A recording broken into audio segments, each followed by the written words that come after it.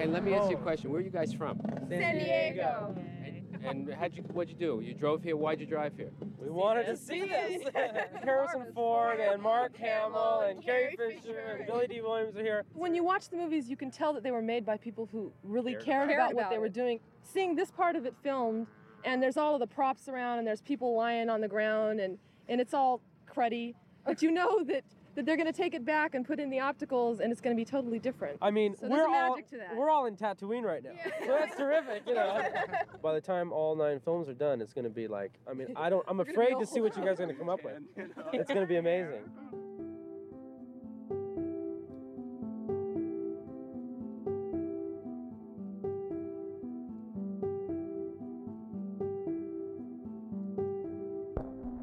I've always called it a space fantasy, designed to be a modern fairy tale.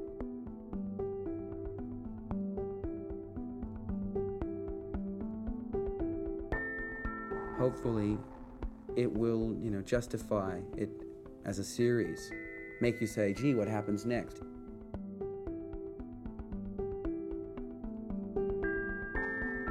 I think the real satisfaction will come out of completing what we started out to do. And I don't think there's been anything quite like this, a beginning, a middle, and an end.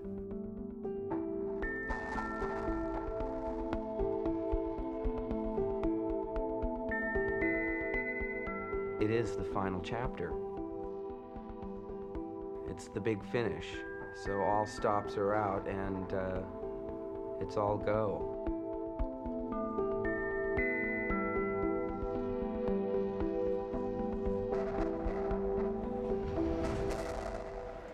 Friends, that time again. To Mr. J.J. Abrams, I'd say a happy day 1 on Star Wars Episode 9. Hip hip? Hey! Hip hip? Hey! Hip hip? Hey! Thank you all, okay. Back to work. Cheers.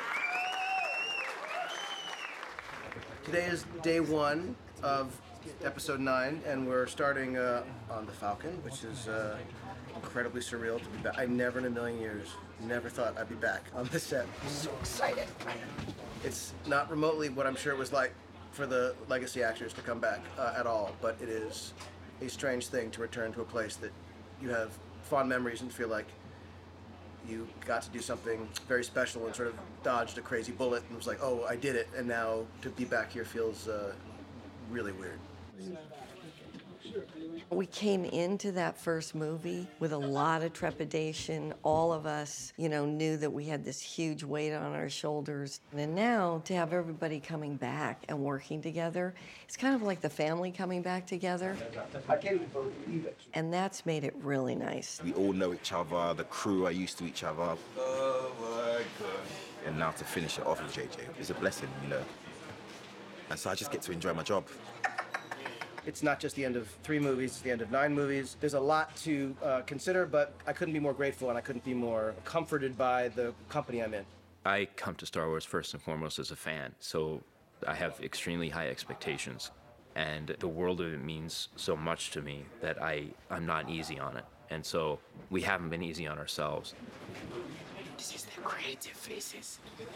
The creative people trying to come to a decision and they do faces like that because that's what they do. That's how we creatively get to a point where we can make real Star Wars decisions. And then, we'll do a thing where, what do you say? I'm gonna rewind this and watch it. Every day we ask ourselves, how do you end the story that George Lucas started so many years ago? How do you end this myth that's become a myth for the whole world? Rolling. Moving, and we're flying. Set, action. Action. The fun begins. How long before you can make the jump to light speed? Take a few minutes for the Navi computer to calculate the coordinates. A few minutes? Are you kidding? At the rate they're gaining? What is it? You have to shoot this. Traveling through hyperspace is like dusting crops, kid. Without precise calculations, we fly too close to a store. They're bounce into a supermarket and then... Yeah. Be a hell of a mess. What's that? Watch. You're losing the deflector shields. Go strap yourselves in. Be careful on the way out. Yeah, sure. I'm taking it very cautiously. You... Go away! Bounce too near a supermarket? It's a righteous challenge, you know. I think for the last movie, there is such expectation and such investment in these characters. Where are you skipping to, Poe? Scary places. Roll! Seeing Poe and Finn and Chewie in the cockpit has been an extremely fun and sweet start. And now we're doing a quick test with Daisy. It's so pretty, the thing. So nice. No, it's not. We're just kind of trying to finalize the look. I haven't seen it. I mean, I saw the rough. I like it. An outward reflection of my inner soul. What's going on? How are you? Having proper long sleep last night. It's been like quite a long build-up of freaking out. Yeah, it's nerve-wracking. I don't really know how to describe it, but I feel more the expectation of what people want for the last chapter. I do remember what my first week was like, because we were in Abu Dhabi. You're on Fatima, and then you look at the ship. It's sort of the same levels of nerves, actually. There we go, that's better. So I remember it vividly. And the whole week was like, ugh! And it was both amazing and terrifying. I was doing my walk along the desert, taking off my stormtrooper gear. There you go. It was very hot, and everything looked very big to me. Like, I was like, why is this camera so big? Like, why? Like, everything is just huge. But it was fun. I was getting used to a whole new world. When Oscar came into audition, obviously I had the role before, and Oscar hadn't done it. It was more of a technicality. I wouldn't call it an audition. An audition. You know, More of a read. Yeah, it was more of a... But he read the scene, and I was kind of like looking at JJ like, what are you doing, man? It's him. Come on, that's wasting time, man. And it's nice to be able to actualize that chemistry that we had on that first read. It's for a great first day. Thank you very much. We made it one day. Day one.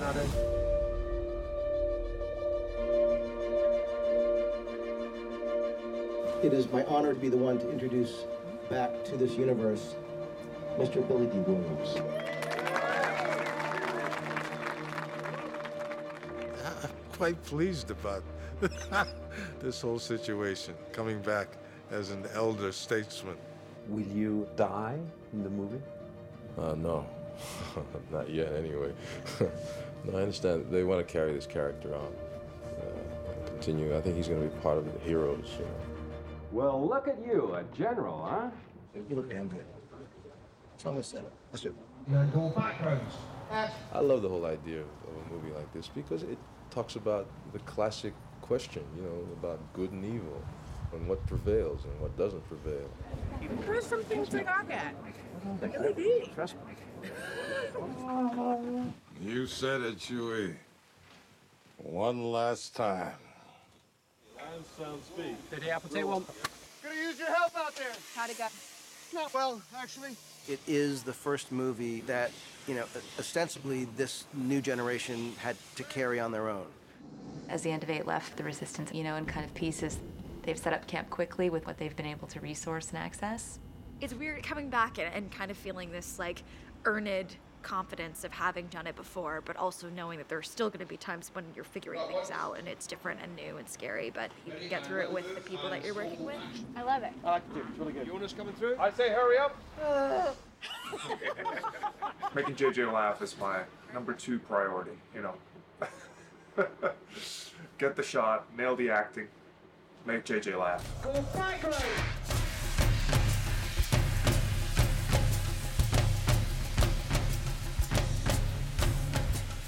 The challenge for the designers and for JJ was to create an environment that looks temporary and sort of ad hoc, but also has a bit of the soul of Star Wars in it.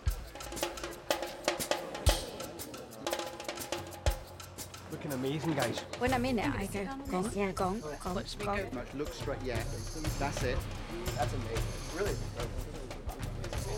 Yeah, bloody hell, how much you lifting in the gym, bro? Yeah. Your whole situation in here, boy. Yeah, man. We put a microwave in, a TV right. on the side. That's what I'm going for. Home sweet home.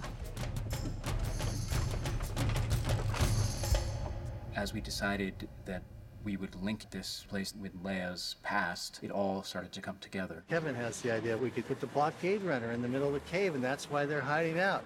That way, every time you turn around, you're going to see the blockade runner.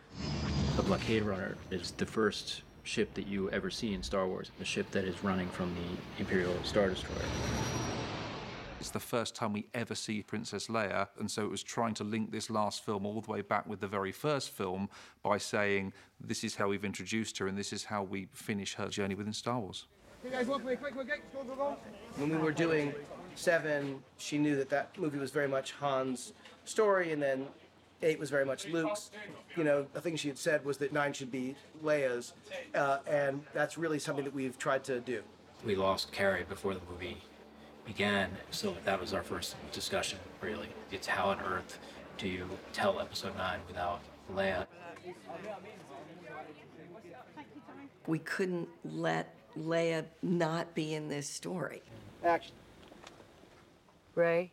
Leia is extremely important as a part of the conclusion of this saga, so we had to figure that out. May the Force be with you. That's beautiful. One more time. That was great. I will probably always be identified as this person. Vivian Leigh was always Scarlett O'Hara, except to Olivier. I don't know. I will probably be Princess Leia till I'm 85 years old. Are you happy now? I give George huge credit for creating Princess Leia. Certainly one of the feistiest female heroines ever in cinema. You know, in the fairy tales, a princess is to be rescued, and she was far from being a damsel in distress. Aren't you a little short for a stormtrooper? Huh? She found both Han and I incompetent. You call this a rescue? Give me those guns. It still makes me laugh. What the hell are you doing? Somebody has to save our skins. She's just authoritative and just plows ahead. It doesn't matter. Let's go through this shower of asteroids. Who cares? And my hair won't get messed up. So she's different from. I like her. I like her independence, and I do wish that I had a little bit more. Come on, let's just walk through the traffic. It doesn't bother me. It's not I won't get hurt. There's a sequel. So on that level, I envy her. I admit it. I don't know, the luck, the serendipity of the fact that we had this footage that we didn't use in Episode 7, and, really meant a lot that it had been JJ there directing her. And he was confident, in partnership with his editors and visual effects supervisor, that we could use that footage and it would be 100% Carrie Fisher. Week 1, we were pulling dailies for them to start writing a script based on lines of performance that hadn't been used. And then Chris phoned me to say, we have this one line. How many takes do we have? What is she doing? How does she look? How does she say the line? What I felt like with JJ was he loved these films in the same way a lot of people do. They're part of your childhood. And so there's a tremendous responsibility to this thing that he treasured, but he seemed completely up for that. They had so much fun on Force Awakens, and we all got along so well. It was actually my first movie I ever did. This is my daughter, the unlegacy, the legacy of the legacy. I treat it incredibly personally, and I think we all will very carefully, to make sure that those scenes are both serving a story purpose and entertainment purpose, but also honoring her and the character, which is, a real point of this movie. Carrie was such a wonderful, special person, and I loved her dearly. And so there was the personal aspect for all of us that knew her, but also technically how to do it and do it in a respectful, seamless, clever way. Instead of trying to integrate Carrie into a scene, we actually had Carrie, and then we just built the entire scene around her. We were initially creating storyboards to be able to fill in what the scene would be that wasn't the actual Carrie footage that we pulled from Episode 7. This mission is everything. We cannot fail. Roger, Marianne, and I then cut the scenes together to demonstrate to JJ what it could be. Do me a personal favor and be optimistic. He could then visualize conceptually, we definitely need these shots, we don't need those shots. We're able to sort of recreate kind of everything as faithfully as it was on the day, building our movie around her. And so that involves figuring out the staging of the other characters as well. It's literally like a gift from her, or her forcing us to make her the star of the movie. But probably both. This is the first scene that we're doing with Leia, And of course, we don't have the most important person with us. I would say we should have a moment of silence, but that's the last thing that Carrie would stand for. So instead, I would say let's have every moment be one of celebration for a woman we loved, a character we loved and admired. Thanks a lot. The reality of having to do a scene with someone who isn't actually there. Yes, Master. Was very difficult. I sort of had to walk off and have a moment. Being back has been incredible, painful, surreal. All of the adjectives that you can come up with, probably I've felt. It was a hard day, but it was a good day. We've had tears and we've had, laughter and memories. Yeah. And the fact that there were so many people around talking so fondly of her and, sharing our memories of her, and with Billy to be able to listen to, how people think of her mum, it's amazing. Yeah. There's no one in the entire cast and crew that was more supportive than Billy. And so to know that we were doing this with sort of her at our side, that's something I'll just always be grateful to her for. I'm so happy. And she would be happy that it's her movie too.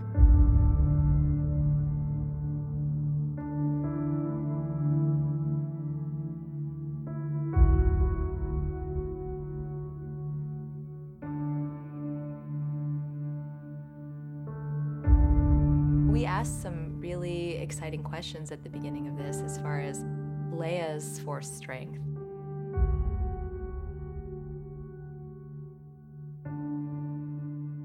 Did she train as a Jedi?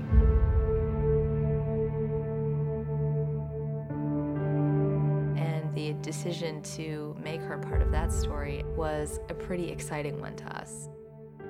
You see this saber fight between Luke and Leia. We're trying to use two performances of Mark Hamill and Carrie at the appropriate age. And in fact, Leia is being played by Billy, her own daughter, which is amazing. There was this idea in Return of the Jedi that there is another, and of course it refers to Leia. And we thought that was kind of a promise that had not yet been fulfilled.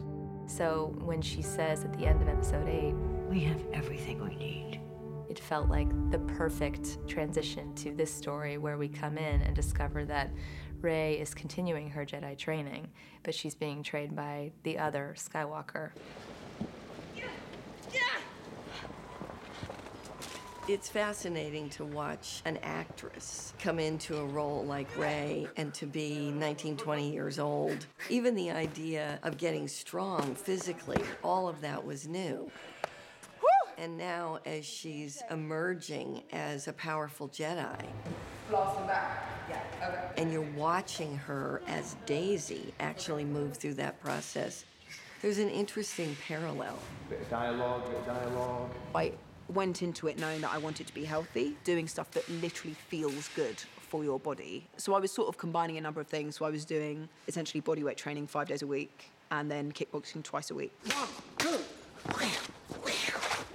On guard, dialogue. I took karate, kendo, and did a little bit of weight training. They sort of want to mix that martial arts flavor in with the traditional foil fencing. That's good. All right. Okay. All right. Yeah, we have to rest now. Okay, that's it. All right. I can't talk now, I'm out of breath. Difficult? It's becoming better than ever, Flynn. What do you mean by difficult? This is unusual. I haven't seen this one before. Then you pull the saber out. Here we go. You know how this is going to go. It hits you immediately. This remote droid is moulded from the original mould for the New Hope, of the one that they used then. So that's exactly the same as what you saw on the Falcon on the New Hope. Sit. That's not a good rhythm. Let's do a stab. Yeah, there you go. Yeah, like that. That's what it'll do. You ready? Like it wants to be really annoying. Yeah. There you Try and go. get me going. There you go. That's it. Go on. That's it. That's the feeling. That's it. Yeah, that's it. Try and get me going. It is like that, though. That's what it is. That's exactly right. Eunice, just a tremendous stunt coordinator, amazing force of nature. She just came across as a breath of fresh air, someone who would attack this with a passion that JJ would respond to. she's done the tightrope going. She gets the ribbon. Now she's running back. 30 foot's quite a big gorge. It is. Do you like the idea that there's like a half fallen tree and she sprints up the fallen tree, so it just pitches it off over the gorge a bit and she gets the height come down on? Believe it more. You would believe it more? Yeah. Yeah, cool. All right, nice. Hey, go on! Yes, home run! Boom! Have it!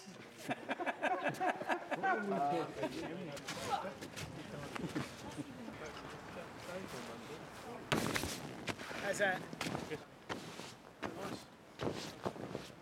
Does make it soft next time? Just walk into the end. Here we go. And then remember that strong takeoff changes the whole body language, that strong takeoff. Okay. And when you cycle through, forget about the wires then, just bring your arms through. Yeah. Okay? Okay. It's funny because I had heard various things about Eunice before I met her. People call her intense. With intention, Tommy. I'm tense. Oh, I'm tense. Oh. I'm not tense at all. I'm having a lovely time. This is great. She's just got the most amazing energy all the time. This is all you. Forget the ways you're doing this jump for real. Yeah. Just drive. Set and roll sound. All right. Roll cameras, please. Sound speed. 16 Lima. Here we go. 2. Set and go camera. 3, 2, 1, action. Cycle! And cut. Great job, Daisy. I don't think Great job, Daisy. I think I've seen you do that. Yeah. It's like didn't hit the wire. Good. You're weird. Eunice came over to me at one point. She goes, "Do you think you were as intense as last time?" I was like, "That's not the question, is it, Eunice? You're asking me to be more intense. Just ask me to be more intense." She's like, yeah, be more intense." I was like, okay. Set, energy, and go camera. 3, 2, 1, action. Drive, cycle! Good girl, that's the one. That's the one. Good girl. Great job, Daisy. That was great. The excitement on Eunice's face when we nail it, she's just like, ah! I mean, it's just so, you're just so happy she's happy. So I think it's every stunt truly- that happens, she actually projects herself into the role, and she's doing it. Her entire body is moving in front of the monitor when she watches every little detail of a stunt. Eunice has a confidence that is really exciting to work with. She's ferocious in a way that you want people to be. And when you have people like that, then you trust their opinion. And it challenges you to make it better and more specific. There was no icebreaker with Adam. It's like, boom, and that's it. But I actually love it. I love it. Even in rehearsals, Adam's in character. I'll go, "Adam, you need to step out more. It's closing your strength down." And he's like, no, I don't need to step out more. Kylo Ren wouldn't be like that. He wants it there, and I'd be like, yeah, but. And we'd have this like argument, but I like it. Character is her starting place. It's never from spectacle. It's always from within. He was like, "So this is how it is, Eunice. I do all my own stunts." And I'm like, "Yeah, here we go." I always hear it. I go, "Adam, there's a level you can do, and there's a level you can't." No, you're not hearing me. I do it all. The physicality of Kylo, I'm very protective over. So I wanted to do all of the things. I was like, "Well, okay, if it looks good, you can do it. If it doesn't look that good, I'll be putting the stunt guy in. It has to look good." So, but he did everything. Welcome, everyone. Thank you for being here, for being the evil crew. Troopers, quick as you can, thanks. You look awesome. Thank you so much, and let's have fun.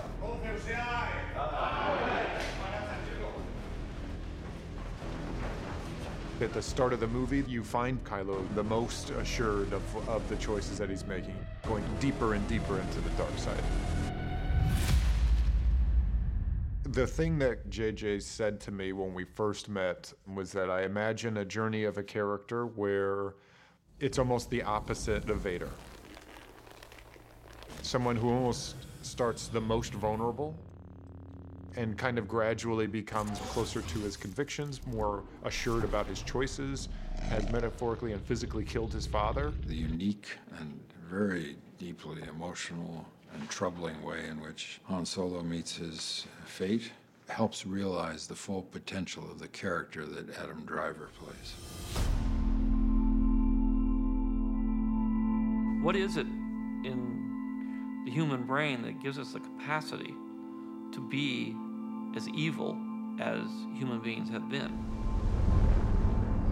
That's what I wonder. I wonder, how can those people possibly exist?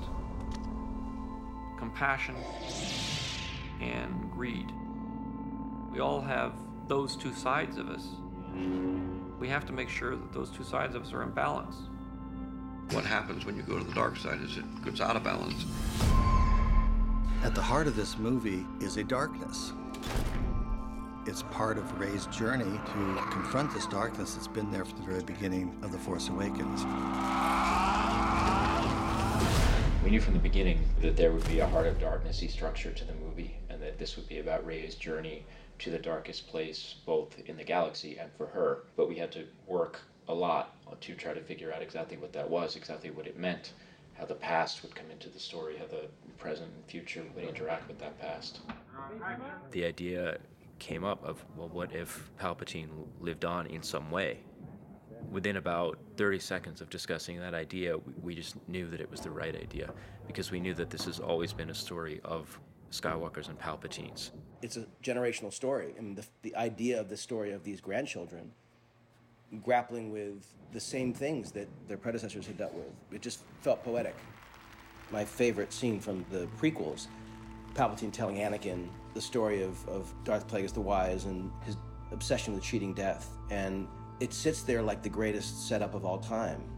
The dark side of the Force is a pathway to many abilities some consider to be unnatural.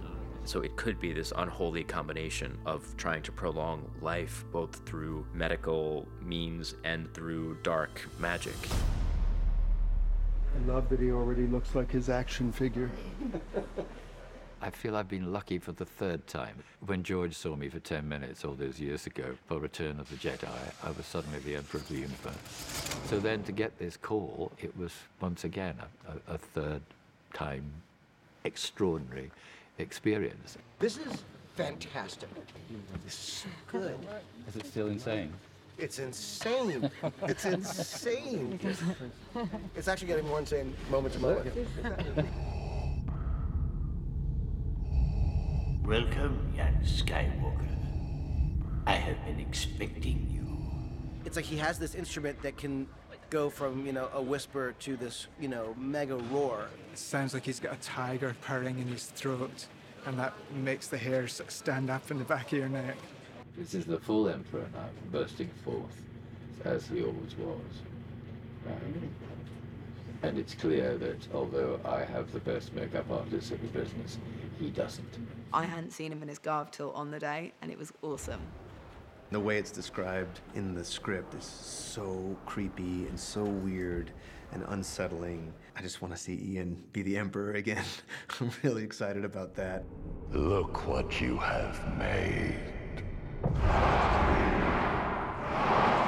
The idea that this is an ancient place, a place where maybe the Sith really began in the very beginning. The ideas are not just coming from the script. There's a visualization process that also invokes creating ideas. This feeling is so dramatic, you know what I mean? This like tumultuous, stormy feeling. It would be great to talk to Dom about like what methods we may be able to employ to create that sense of it's a crazy storm.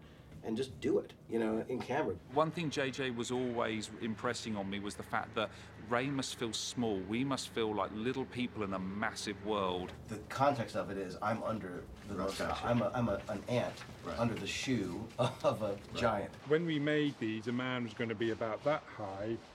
Now a man's going to be about that high. So these are absolutely giant. The thing that we're talking about is if we cast someone that we want to see, the mask becomes something that's a choice. And so his putting it on, it's almost oddly a vulnerability. Putting on the mask makes him feel more powerful.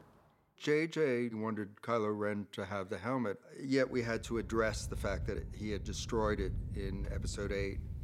There's a technique that the Japanese use when they have broken pottery, and they put it back together with gold. It's always very evident that the piece was once broken, Rather than do the gold, we did a bright red.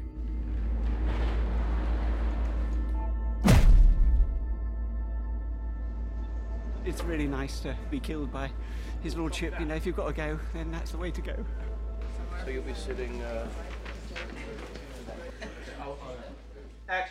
One of the background players is none other than the granddaughter of Sir Alec Guinness, Sally Guinness, right here. Sally. Action. It's just very exciting to be here. Isn't it crazy? Yeah. I've gone to the dark side, apparently. Isn't it sad what's happened? Rolling. 2:17, take 9. 1 second. And set. And background. Act. So, we've just received news that... Send another battalion. This is a moment when things are getting particularly bad for the bad guys. And so I wanted to feel like things were a bit out of control. But the idea is to kind of try and find ways to keep the thing alive. It's not like an exercise in how much can you do in one shot. It's the longer you can hold on something and watching it actually happen, the more exciting it is. Cut! Great job. And then it ends with a close-up on our friend, Richard E. Grant. You know, you can't do wrong with that guy. We recovered the scavenger's ship, but she got away. For a Star Wars geek, this is a dream job come true. You feel like a kid in here, and I've seen other crew members do this as well. Even though you know it's switches and buttons, and that doesn't work, this impulse to just go up and press things is very strong. It's like being a kid in a sweet shop. I mean, there's some pretty big name actors in this, and they all feel the same way. We're all like, yes!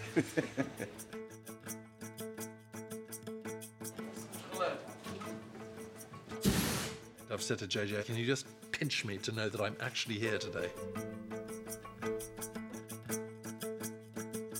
So that's my feeling about it, undisguised delight.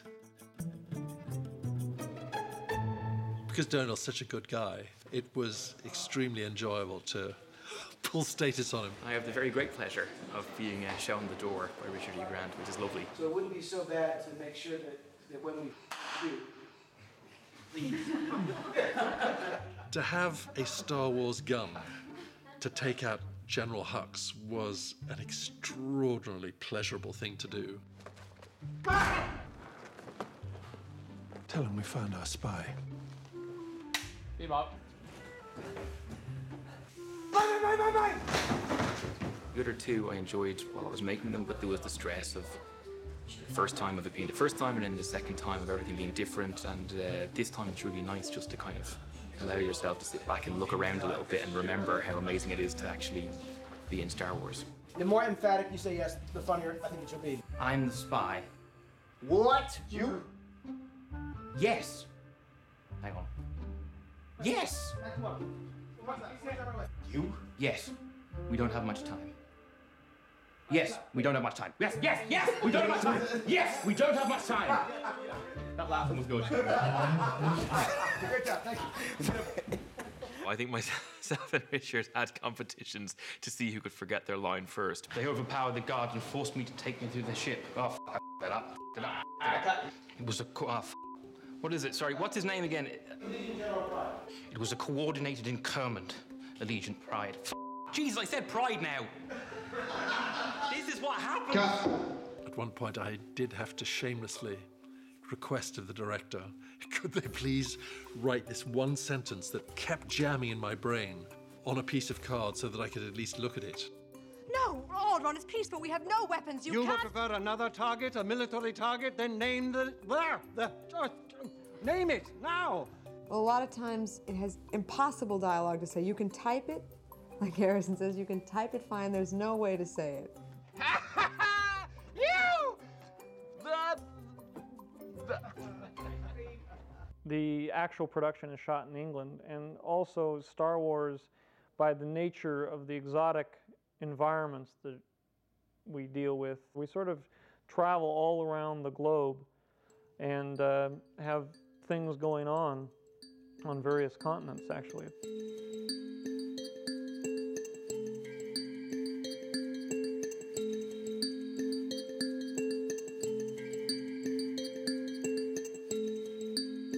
You can name them. You can. 1 and 2.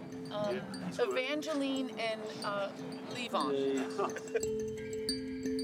There are no roads here. There's no facilities, there's no bathrooms, there's no power. We will have to play a little because their eyes are magical and they don't want to lose their eyes in a profile. There's no food, there's no potable, drinkable water. When they go to look this way, this one will come this way. We'll lose. So this one could track up over Yes, here, exactly. couldn't it? See, and I see He this could be one's eyeball watching the it, whole so time. maybe that way, a little bit like that. We zoom in profile. No Wi-Fi, no internet. There's none of that. All right, as soon as we're good in this filter, ladies and gents, stand by to shoot, please. There are no buildings here. There's nothing to age where we are. It's timeless. The Wadi Rum Desert was just epic. The vastness of the place already feels like an alien world.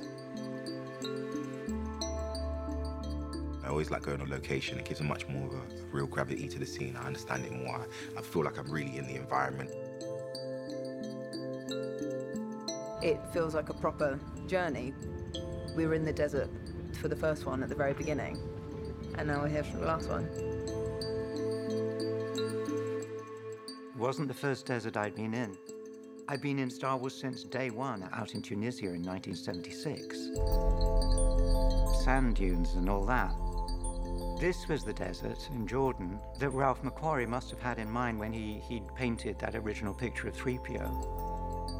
These strange, craggy shapes with a kind of miasma of sand below them, so the whole thing kind of melted into one.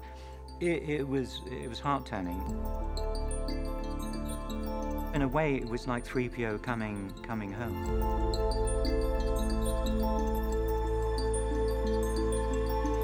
Okay. Am I in here? No one understands 3PO at this point better than Anthony. Oh, yeah. I visited Anthony at home, and he showed me some of the dialogue looping notes from Star Wars, the first Star Wars, and from The Empire Strikes Back. So there are handwritten sheets that say, "I'm not going that way, it's much too rocky." Or the moment in Empire Strikes Back where he says the chances of successfully navigating an asteroid field are 3,720 to 1. But in the original, it had said the chances of successfully navigating an asteroid field are 3,725 to 1. And he changed it and got rid of the 5 because the rhythm was better, the way that it ended up in the film. You know, on the other shot, when I says to Arthur, you know, come on, let's go. Yeah. I've already seen them, so they ought to be kind of in the doorway. Yeah. I don't know how you're going to cut it, but That whole end of it is a little tricky. just throw it all away. You cut me out of this, make it easier. He has a way of tilting his head or raising it back that's, it says more probably than a person would do. The face itself has no expression, but I find working with Tony Daniels, who plays the part, you read expressions into that face. To me, he has an incredibly mobile face. He looks quizzical, you know when he's in danger. I can't stop myself making all the faces and smiling or frowning or looking worried. Even though I'm way behind something, nobody can see what I'm doing. But for myself, I'm doing all the actions. And people come up and they take the face and they say, "Oh, I'll try this on." And they put it on and they take it off again because they can't bear it, you know. I don't know, there's something wrong with me that I can put up with it. What do you think? Would you put your head in there? Neither would I. I rather love 3PO. I think he's a nice guy. I think he gets a rough time, but that's part of the magic of it. And I remember at our cast dinner where everyone had started reading the script and Anthony hadn't read it yet. So he kept hearing from everybody, "Oh my God, 3PO's role in this film." Suddenly 3PO was part of the team again. Not since really the very first film had 3PO lived such a full life. It's been gratifying to give Anthony a role that was bigger and to really let him go along on the adventure, because he has been along on the adventure since the beginning. I made it. Thank you.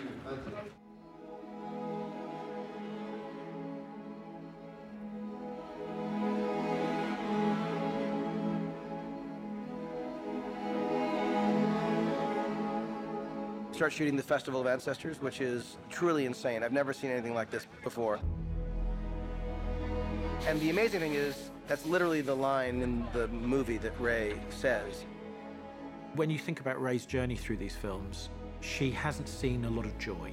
She has only seen the hardship of growing up as an orphan, and then she's seen war.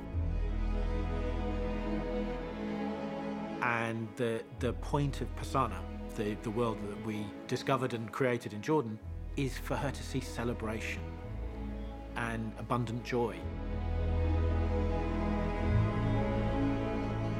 The Aki-Akis were actually a design that happened quite early. But if you bend over and do this, you keep your arms long, I start to not quite understand what the body shape is. You know what I'm saying? Yeah. So if you guys wouldn't mind all just bending your knees and keeping your arms long, you know, and maybe move your head forward a bit, you know? Yeah, that's kind of cool. Maybe if we did have some prosthetic legs to kind of see for a couple hero ones. Yeah. And the legs weren't so just human legs with stockings, but like we changed the anatomy a bit. Yeah. That could be actually interesting. And if you just saw one or two, you'd be like, I get all of them. There's a few lines in the script that hint at what this might be.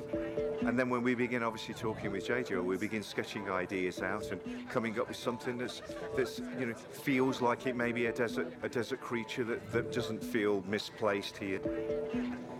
Baby rhinos, things like elephants, all these things are quite good creatures to look at. And obviously with Michael Kaplan and costume, when Michael started to engage them, the shape becomes a little bit more understandable. Each one really requires a lot of fabric, and so it was finding the correct fabrics. We had to make a lot of trips to different countries just to find the quantities we needed. We found a lot of fabrics in Italy, outside Florence, in these massive warehouses. The most amazing thing about them is just the sheer volume. We were given the daunting task of casting 450 creatures, Akis. We were talking about how could we achieve this. Obviously, we couldn't fly everybody in and hotel them. There wouldn't be enough hotels, there wouldn't be enough infrastructure.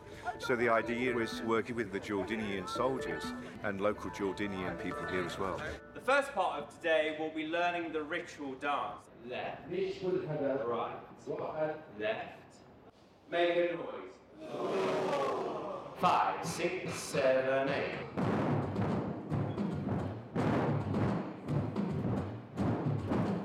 Again. They just became so involved. 5, 6, here we go. 1. And they got into it. And all of a sudden I started to see it, how it's going to be in weeks to come after the boot camp week. Again. And then obviously filming. Here we go. 5, 6, here we go. 1. JJ did come along and his feedback was great. He absolutely loved it.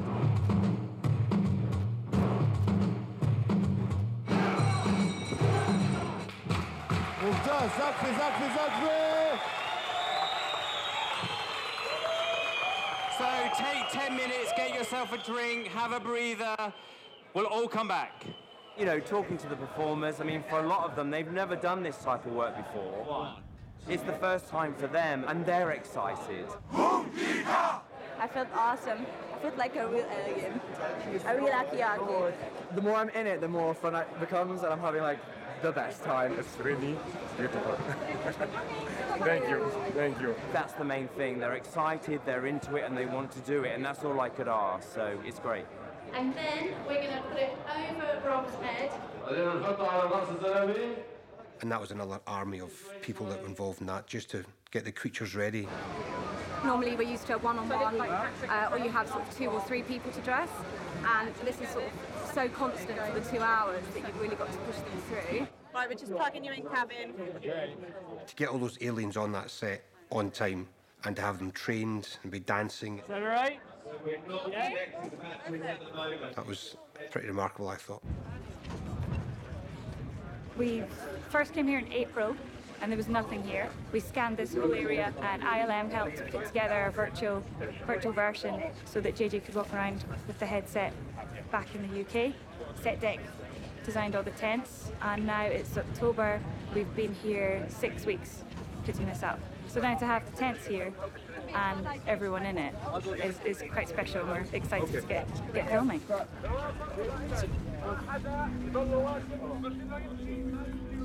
I'm gonna move you over this way. I can't believe what we're doing. I know. I know. We're basically bringing the most insane, massive puppet show to Jordan. The head shake is amazing. Have a bit more shake, Liam, on the head shake. I hope it works. That is so good. It was a little bit like putting on a big show event. It didn't feel like filmmaking, it felt like something much more carnival about the whole thing. I must say, I'm very proud of all our crowd. They're being very patient. It's a very hot day today. I've never seen anything like this. I've never seen so few wayfinders. The enthusiasm and joy that they brought to it, their commitment, is extraordinary. I've got to kind of keep my cool and stay professional about it. But working with JJ has been amazing.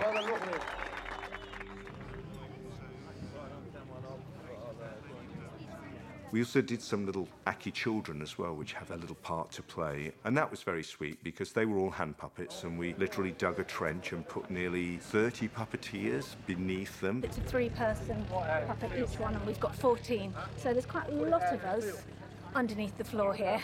Well, they do a sweep for scorpions first thing in the morning before we get down here and scare them all away. We did see some scorpion tracks in the sand the other day, so that was quite exciting.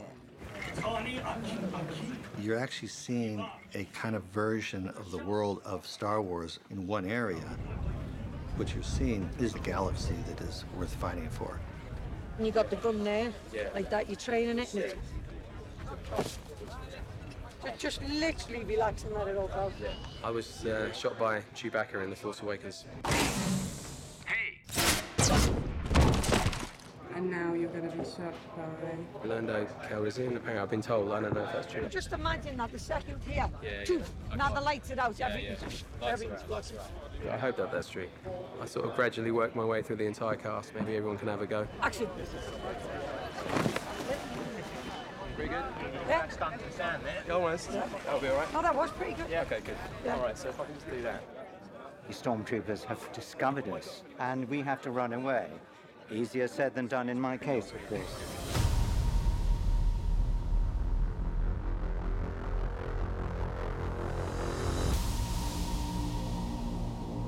Got a ton to do.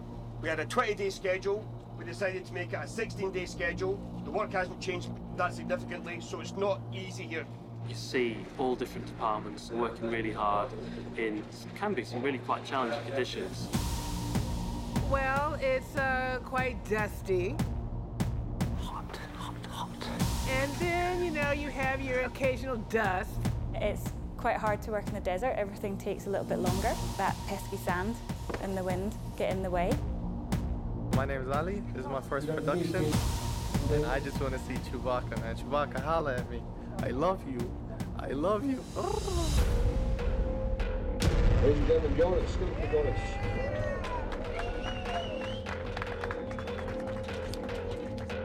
Chewbacca's my hero. This is amazing.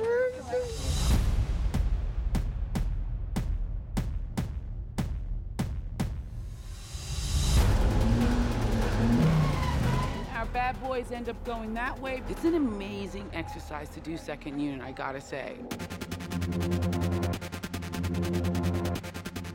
Attack it as it changes, be malleable. We are doing a really exciting explosion where we have 3 cameras. All right, here we go then, guys. We're shooting. We kind of only get one chance to get it right.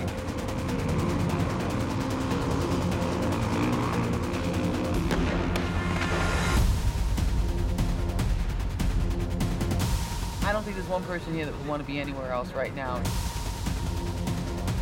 Pretty sure.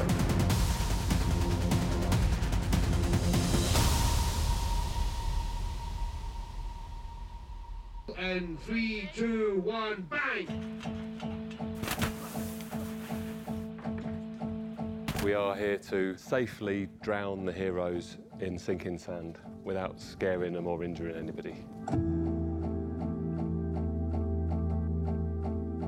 And we've dug out this huge hole, got a crane in, lowered in all these containers.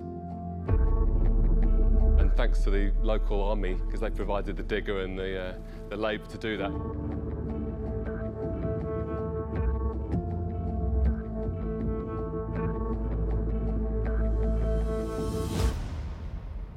there's various rigs involved, one of which we can literally drag them all the way under, so they're completely covered in the material. Or there's a couple of rigs where Daisy Ridley in particular, she can crawl through the beans to get to Chewbacca.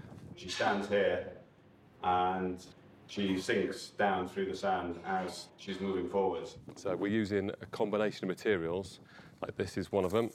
We're using black beans in order to simulate black sand, because they're much easier to push through. 1, 2, 3, 4, 5. And the black. See, it's easy to find the set because it's all the black sand here. Black beans, no one goes in it. Okay, apart from the effects team and the stunt team, there's very detailed protocols that Dominic has for how we look after the actors. What the hell is this? Sinking fields! Try to grab something! The beans would just come and cover us up, and you have to kind of hold your breath for a little bit, you know, until they said cut, and then they would lift them back up and you'd breathe again. And that was a little freaky sometimes. Hi, John. I liked him. 1, 2, 3, 4, 5, 6, 7, 8, 9, 10. Well done, man. Well done.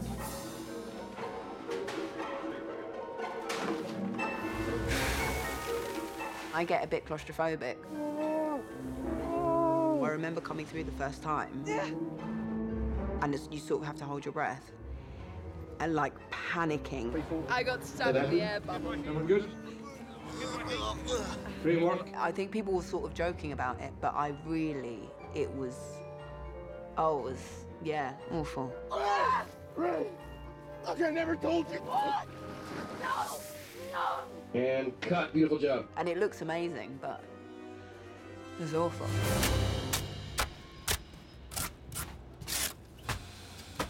You go into a sort of quicksand, but then you end up at the underside of the quicksand, which is something JJ's always wanted to do. What's underneath all that? It's so good. This is like the thing when you're a kid, you know, you don't quite know where it goes. It doesn't go on forever.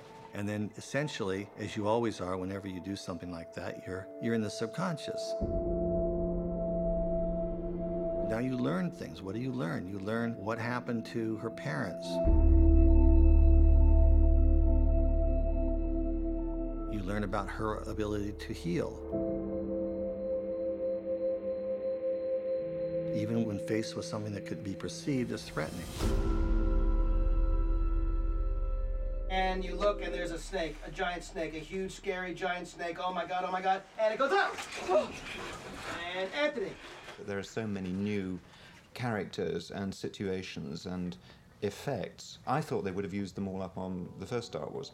And, you know, I arrive in the studio and there's something quite magical to see, and some new monster. I saw one today, great sort of splodge thing. And it's, of course, great fun to act with all that, and it's very stimulating.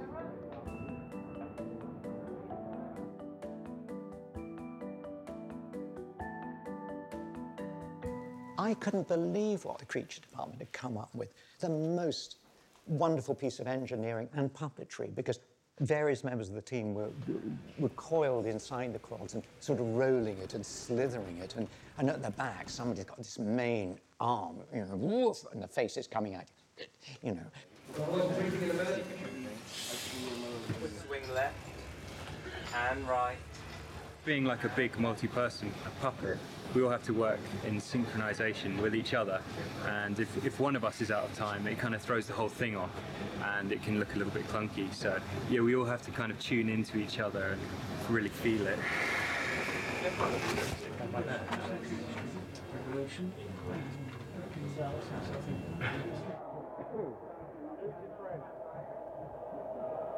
This is my favorite part. We wanted to have something for the actors to react to, so they had a pretty impressive stand-in version of that creature. That creates a much more immediate performance for JJ to watch and look at. And can the snake in that position come back anymore? There's some shots where, you know, you could still use the puppet, but for the most part, we basically replace it with a CG version of it. Really low down.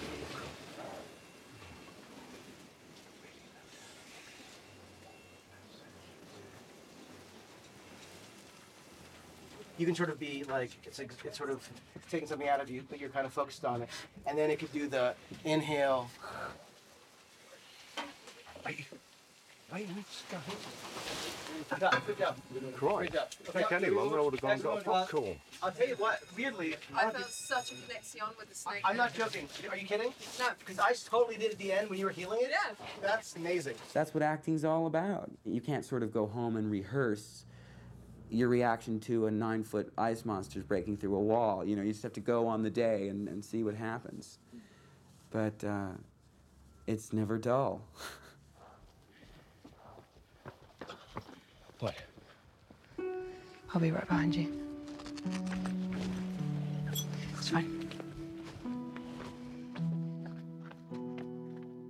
What if your sort of soulmate in the Force was your enemy? As she's walking out, we'll sort of arm out as we're extending. Circumstance pits them against each other, but the Force bonds them together. You'll walk out basically maybe this direction. Yeah.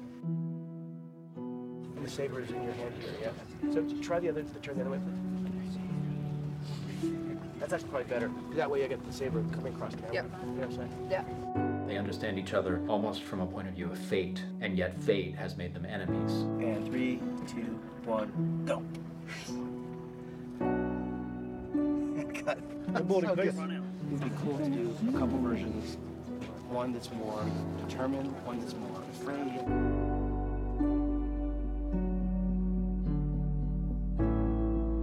You should explode that much that I say, bang! You know what I mean? Right? Just for that and then just go into. Okay. And then I can make like a quick, like step out. Yeah. Because of its luscious nature, there's nothing like watching film, seeing that the exposure is right, that everything's right. 3, 2, 1, go. I love shooting things practically. And cut. Great job. That was great, Jay. There's just a reality to framing something up and how the camera moves. And if she lands here, we should be good for Carlos and for you. Lovely. Let's get the drone up in the air. Thank you. Here we go. And 3, 2, 1, action.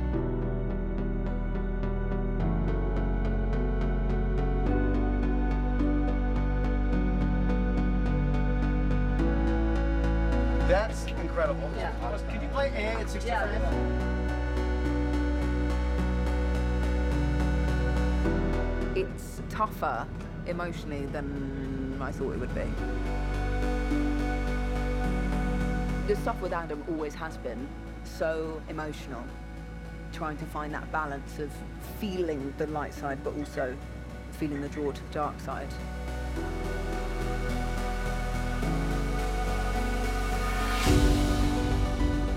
I love my life. I love my job. It's beautiful. I'm so excited.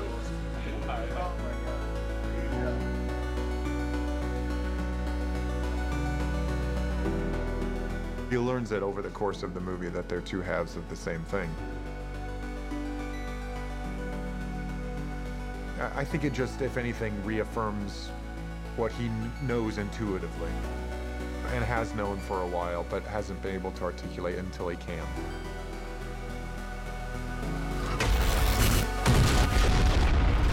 Ow! Ow! Julie!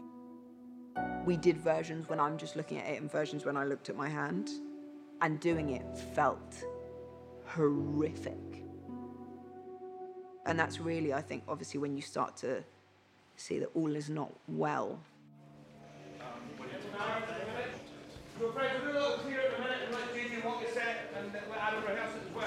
When they finally have this confrontation, despite it being this battle seemingly to the death, he clearly has interests in her beyond just killing her. There obviously have been questions for 3 films for Rey that have culminated in this, and it feels, having done it, that it was the only way she was going to get back to herself, is answering those questions that are like lingering. Looking down at the blade, coming up with her, and then over her shoulder, keep standing there. That was the thing I said to JJ, I hope Adam and I have some stuff together, because it's nice seeing the differences. I don't want it to feel like episode 8, Rey and Kylo. So it has to be beyond then. There has to be rage there, but also there has to be sympathy and understanding and actual connection. And Adam, turn Clockwise, I guess? A little more, yeah, like that. And then Daisy, come to your left and touch more.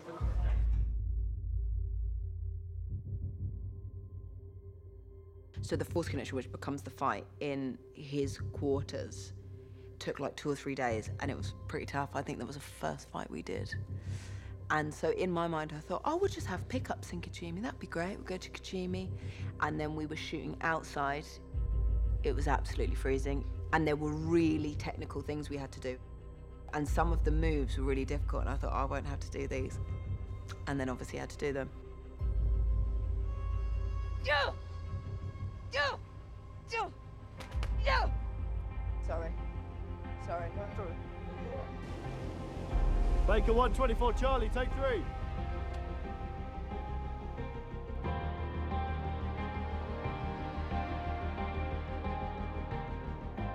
I was nervous about the fight because he's enormous.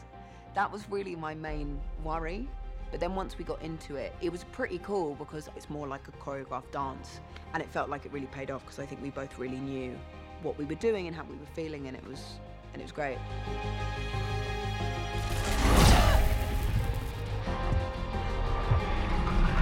They sold you to protect you. Stop talking!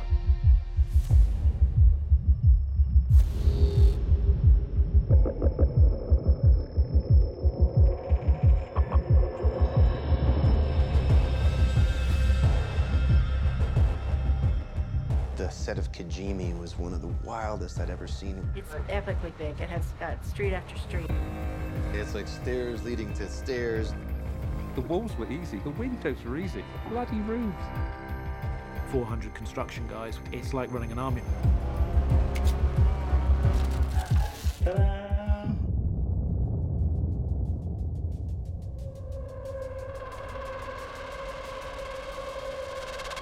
Where is this in the Well, script? this is the Kijimi, the snowy planet. We wanted to reference Kurosawa's Hidden Fortress. The original 2 guys in Hidden Fortress were basically the initial versions of 3PO and R2, 2 people in a bigger adventure. I went to high school in Japan, and when I walked in, these looked very familiar, those roofs. You know, the walls, the sloped angles and the giant flagstones. It's very much based upon our tribute to Kurosawa. The idea for Kijimi, what it looked like, what it felt like, it was really just, here's a corner of the galaxy that we should take a peek at to see what these villages are like when the First Order's occupied them. You guys are like, let's get out of here? And you start to walk off? Because it's the first slam, I think, and then pushing. The whole thing would be a little riskier. Quite cold out here, isn't it? Amazingly, Star Wars has these big, beautiful sets. You're not imagining that much of it because you're actually in them. I just feel like I am in the galaxy right now. I'm gonna win. Ready, and back out, civilians, troopers. 3, 2, 1, go.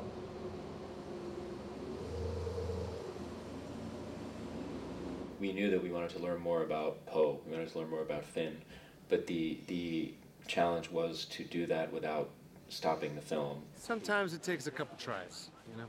A couple tries. A couple tries. You gotta. No damn couple tries. I was like 29. Was it?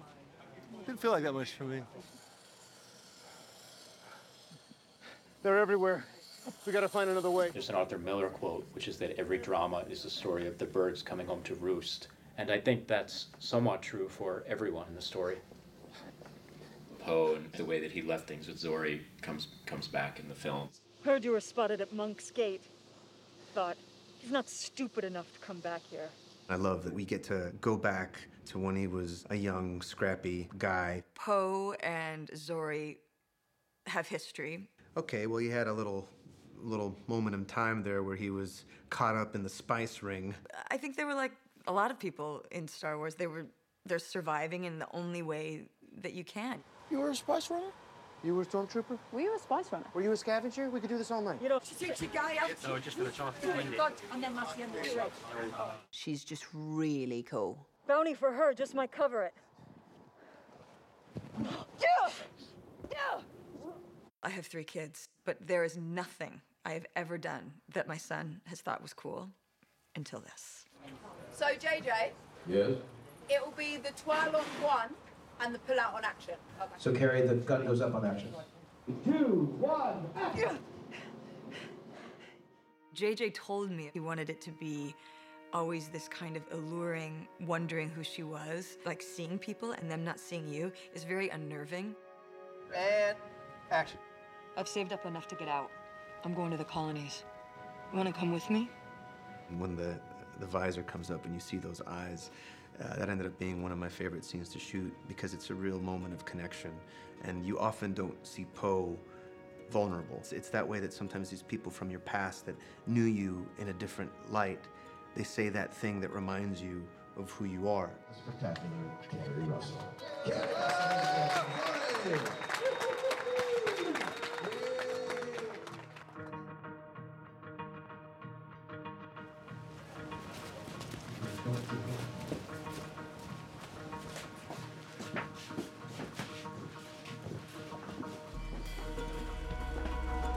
So we're in Babu Frick's droid shop, and we've made hundreds of robot parts in the set deck and props department. And if you look up, you'll see various heads, some of which have been seen before, some that are brand new. Forever banging your head. Possibly, if anyone who knows the Ralph McQuarrie concepts, and that stuff based on his. The intricacy is closely interconnected to a complete mess. So we've got one or the other, I'm not sure which.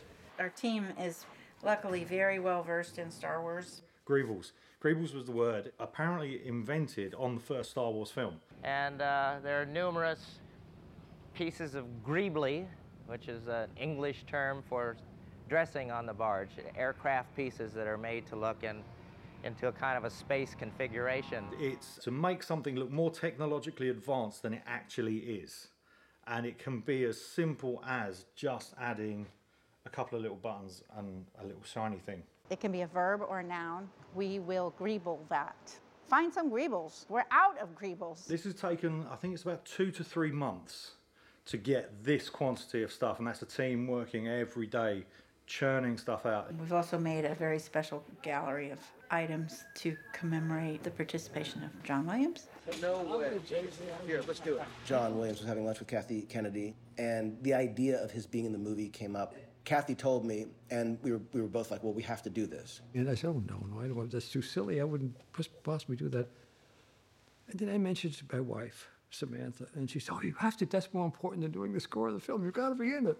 3PO looks at you, and you just don't like him at all, and you can even kind of shake your head a bit and go back to your thing, and you just, that's the moment. And the camera will push in. I can do it. And it'll be fantastic. Okay. I can do it. Do you mind if I make a little small embarrassing speech? Do you mind? Okay. Really? Okay. For anyone who doesn't know, and I think everyone kind of does, and is probably giddy in their own way, but just to say it so we're all well aware, we are in the presence of a supernatural genius, someone who does the impossible, someone who is now an actor. Ladies and gentlemen, the one, the only maestro, Mr. John Williams.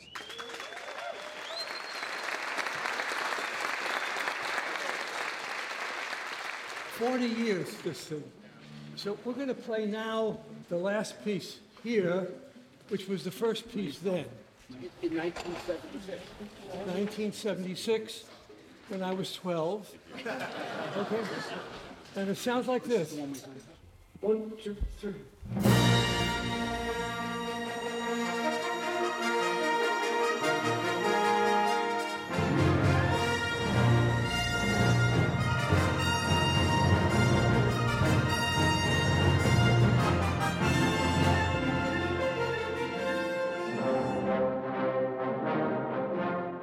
When we recorded the music of the first film, none of us had any idea that we'd ever hear the music again.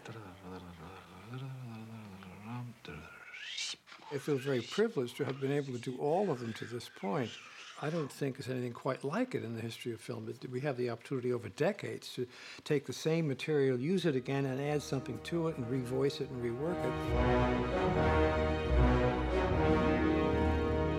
Each each and every time there's some amazing theme, something that in 3 notes, you know exactly what it is. The music he writes is so profoundly good and impossibly moving, you just can't believe it didn't exist before you hear it. It's very strange, his superpower. And equally amazing is just his nearly insane humility. Like, he writes something and then he'll conduct it and it's just, you're crying. And he literally turns around, he looks at you, he's like, is that good? It's good? Yeah. Great, what's going on? All I can do is put notes on a paper with a pencil, you know, and it stops there. And I need an orchestra to play the music, and it stops there. And then you need to have the third element, which is the audience, sending back what they send back, and then that completes the circle, and that is what musical communication is about. Watching him work is amazing, and he's such a nice guy.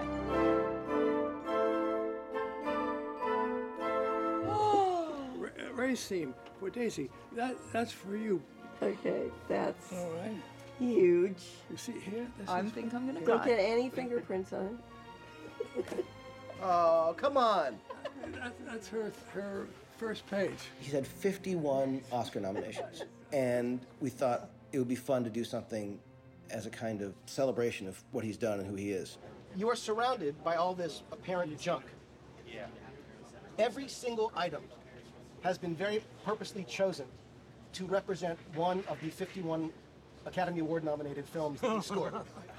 So not only, there's Hook over there behind you. Oh my God. This is Jaws. There's E.T., Saving Private Ryan. Tom Sawyer was a little interesting to figure out. We figured corncob pipe. That's from the book Thief. We've put letters from the Star Wars alphabet, or Bresh, as J, T, W, which is John Williams' initials. Oh, there's the whip from Indiana Jones. That's the iron from Home Alone. I mean, literally, isn't that crazy? Isn't it incredible? Each piece. This is ridiculous. It's great. To have him in a movie and just see the man that we've been listening to all our lives, who's been moving us so profoundly. It was a blast to get to work with him in that way, and he was so lovely and seemed to have a really good time. Great energy, here we go. Set, 3, 2, 1, action. God, that was fantastic. Bobby Frick, can you help us with this? Now, this is the one that does the operation on 3PO's circuitry, right? Boba Frick is a rod puppet, which goes back to ancient way of puppetry. So it's you have your puppet, and you just stick rods on the limbs, and puppeteers will move it, breathe life into it.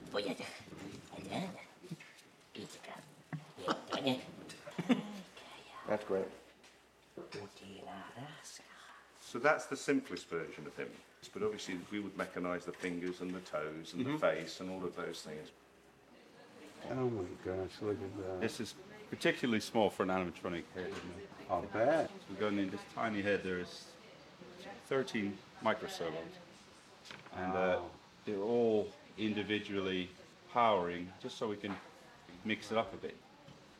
You know, on the original films, I was never in my dressing room. You know, when I wasn't in a scene, they always knew I'd be in Stuart Freeburn's shop. I remember Stuart whipping up the green foam that they were going to pour into the Yoda mold. He said, "You want to pour some?" I said, "Yeah." Are you kidding me? The most complex one, the most sophisticated one is the smallest one, that is the Yoda. He's only 2 foot high, and of course he has to have all the animation that's possible to give him, which is difficult on such a small creature. He could even steal the picture. That would be great if he does. It's just such a small space to work on. So it's just getting as many expressions in this little head as possible. Partly because it'll be great to have on set, and partly because I want to prove it to myself that I can put a lot in a tiny head. The more impossible it is, then in the end you succeed in doing it. that's when, of course, it's that much more satisfying. So keep in mind, this is the first time we're seeing him, so he's got to be like a hero. And maybe some quicker blinks. You know what I mean? Maybe just so he's like a little bit more like alert. You know what I mean? That helps. Yeah, that's great.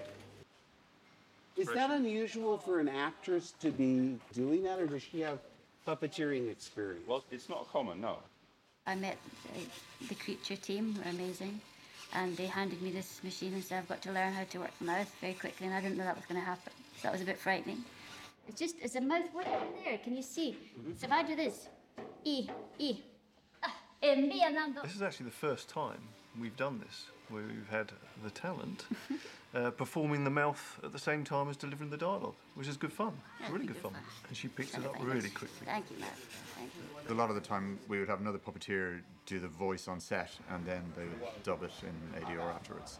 But it's great because the character is so strong and what Shirley has done with the character is great, so it's really good to have that ability for the other actors to bounce off what she's doing. And action. Terrific, keep doing that. Good, the looking up is great. Okay, great. I work on anybody who needs an accent, but I also make up new alien languages. I was doing these things and Jill was hearing it and she was describing it as if like things are shutting, like things are clasping, like all that kind of thing. We it was played like around. the beginning of this sound to babble, you know, to find babble. Yeah. It's pretty great. It's the blank, the bye-bye. It's discovering it as you're and feeling it in your body. But then I believe it that way and I offered it up and then JJ picks the bits he believes. That's one of my favorite little plot twists. 3PO losing his memory. Rich with comic potential because, you know, he's sort of written to get on people's nerves. But he always has really funny lines. I've forgotten how much I abhor space travel. You know, I always picture 3PO be much happier, you know, at the opera serving hors d'oeuvres instead of rattling through space. 3PO is, I think, very like an English butler. He's that particularly British sort of person, very archaic and rather out of his time. And action! And consequently, he finds all the things that happen in Star Wars, you know, the battles, the explosions, all the nasty characters like Darth Vader. He finds that very worrying. Tony! 3PO is in some ways the observer of all things and the memory of the saga. So when we were playing with different plots for 3PO, it felt like it was in his DNA that one of the plots was he should lose his memory because he's always the one who's observing and commenting on everything. And if 3PO loses his memory, it's as though the crawl would disappear because 3PO is the keeper of the story. You're gonna have the back of your head off now in this, and the wires will be coming from that. If we make him translate it, he won't remember anything. Wait, remember, go blank. Blank.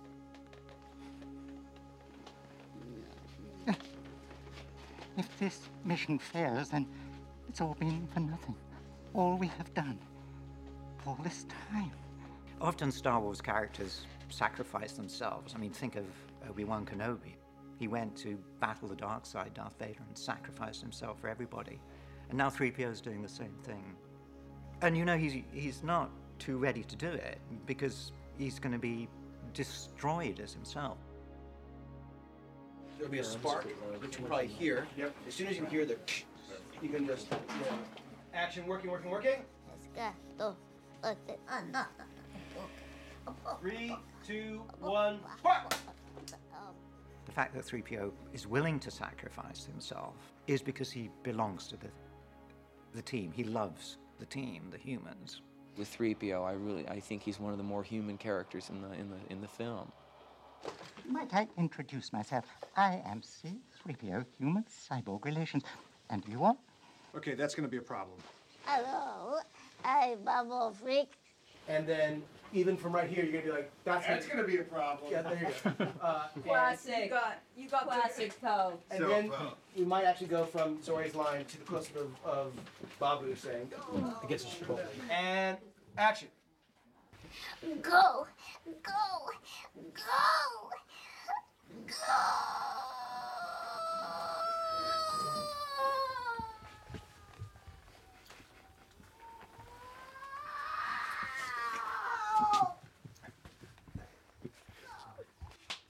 Sorry, cut. Oh my God, it's ridiculous. Can you imagine if we did that? The scene ended literally with a 20-second. Oh my God, it's hysterical. All right, we're good. Thank you.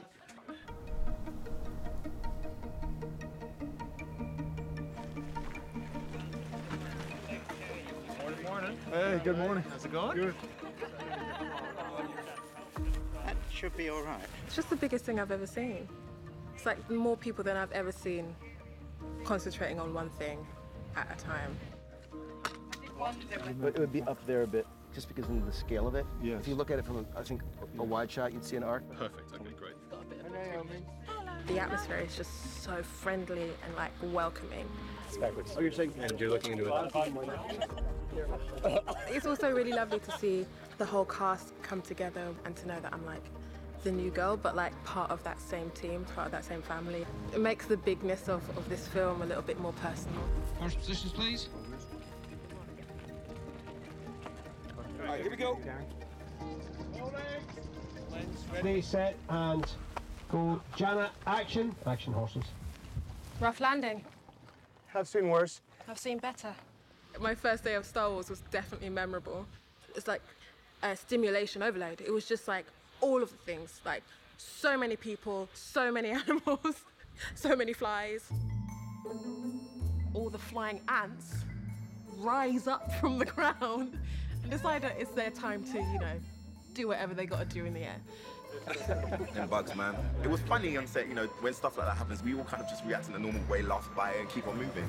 They swarm you, then ate you. They were stuck everywhere.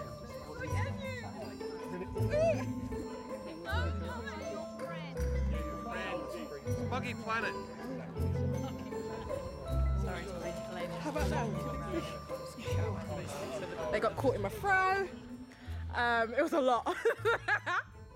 That's filmmaking. Like, you can't control those things, and like, but you still get the job done. Unfortunately, our stormy planet isn't quite so stormy at the moment, so sadly, we're waiting out the sun.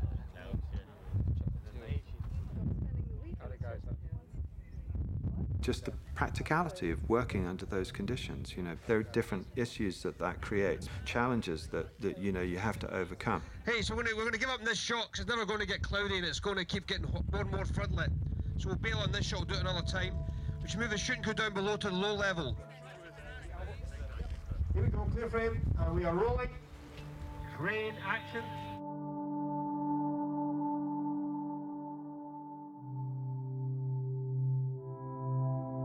Seven of them are heading up the hill. And they see out into the stormy madness beyond, and they see the wreck out that way. One of the ideas JJ brought back to episode 9 that initially he had thought of in the early days of episode 7 was going to a crashed piece of the Death Star. I was just fascinated with the question of what is it to live in the aftermath of everything that we saw in the original trilogy. So the idea of pieces of things that we had seen that had been blown apart. There was just something that was, I don't know, haunting about it and kind of beautiful. It was one of those things that felt like an idea that you have suddenly finds its purpose. For a long time, we knew that there was going to be a moment in the story when we were going to see the Death Star. First thing we kind of wanted to do is go up into the archives and take a look at the original model for this star. Look at this weird core thing. And then we can get some of that into our approach to Ray. So we went up, took a bunch of photos. We wanted to really understand the curvature that houses the dish, and then the texture itself. The texture of the Death Star is just as identifiable. You can see these kind of banding, which when you get really close, you understand, oh my God, one of those bands is actually the trench that Luke flies down. We came across a really big issue in that it is completely ridiculously huge, and found out that it was about 90 miles across. It's too deep to fit in the ocean, it's too tall to fit into the atmosphere. So we found out that we could just barely fit the dish way out on the horizon. That we're pretty happy with. And JJ looked at it and he kind of said, it's a little too convenient that we just happened to come across the dish. So we kind of reset. Maybe you would have just a piece of the shell with a little bit of the dish left in there to hopefully recognize it as what it is. From the Sky BB-8. It's a bad place. From an old war. And then she'll pull out the blade and watch it widen out. Even while we were dealing with these big epic things in this movie, we found that the smallest details could sink you, like the way that the blade interacts with the next stage of the journey. Trying to get that right became a real challenge. This one here, you was talking about being on leathers or, so when it was flat, you'd, on the sunlight, you'd literally see all the way through it. It could just be much more simple slab or tablet. To be honest, the scrolls, it feels like a physical object. Right. I don't know. Ah, this thing. This particular item, it's just been something we've been kind of struggling with. I think it's just struggling with the whole idea of where it leads, just because it's such a story point. If the right idea showed up, it would actually help the story. So it's helpful to look at these, but I don't know if any of these are the right idea. It would have been, we're saying it was made after the events of Jedi, the second Death Star, to pass on the information about where the Wayfinder was to other Sith. Like, would it have to have been hardier? Because, it would have had to pass from hand to hand to hand. But it's like this. We've all seen knives that have a shape. If that cool design happened to have a function, it was a map. What are options for ways that things could be pulled out from, or extracted from, or removed from, or adjusted on a knife? I mean, I was imagining sort of something where it's like, if this came down, it would be one thing. And I just love the arrow. So you go, that's where it is. That's cool. Sure.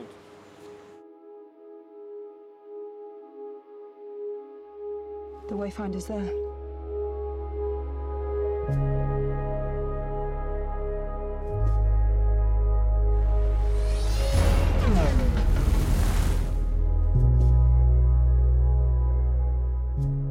So for the interior Death Star, JJ wanted this to sound like this creepy haunted house.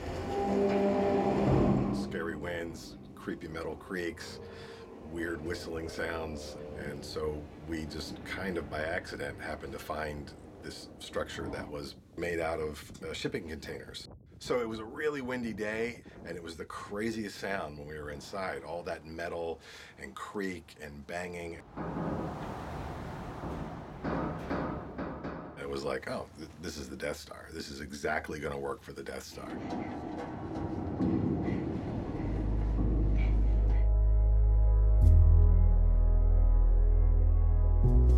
What more fitting place for Rey and Ren to have their meeting than literally on the ruins of the war that came before?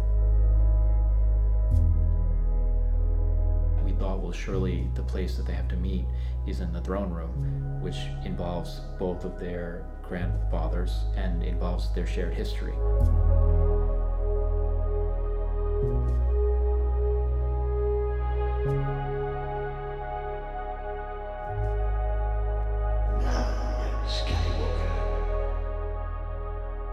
You will die. We are currently looking at a legacy set designed by Norman Reynolds, which is the throne room. It involved building it all pristine originally from the original blueprints and then destroying it. We managed to fish out of the archives some of these blueprints, original drawings from the original set build. And from this, I was able to recreate this in 3D. So we created complete models of the original throne room. So this mezzanine level here, we imagined that it entirely collapsed through. So you get this really nice full view of the window there, which is all destroyed.